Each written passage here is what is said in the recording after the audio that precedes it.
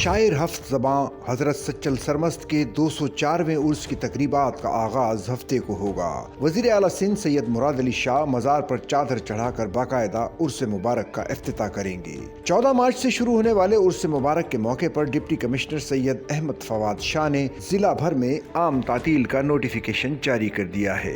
हज़रत सच्चल सरमस्त के 204वें उर्स की तकरीबात का आगाज हफ्ते को होगा।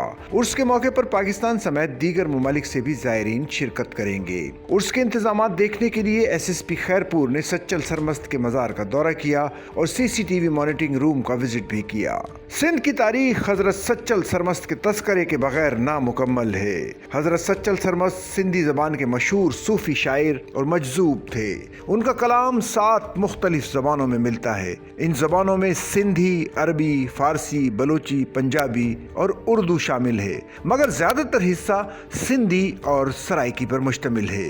हज़रत सच्चल सरमस्त 1739 में पैदा हुए। जाए पैदाइश सूबा सिंध में ज़िला खैरपुर का गांव रानीपुर का करीबी इलाका दराजा है। उनका ताल्लुक फारूकी ख़ानदान से है। इस ख़ानदान में कई अहम हस्तियां गुजरी हैं। इनमें सच्चल सरमस्त के दादा मियाँ साहब डिन्नू उर्फ मोहम्मद हाफिज एक अहम बुजुर्ग और शायर थे। इस खानदान के जद्दे अमजद मोहम्मद बिन कासिम के लश्कर में शामिल थे, जो 93 हिजरी में सिंध पर हमलावर हुआ था। ये शेख शहाबुद्दीन थे, जो बाद में सहवन के हाकिम मुकर्रर हुए। मियाँ साहब डिन्नू भी सिंध के हाकिमों के दौर में अहम सरकारी ओहदों पर फाइज रहे।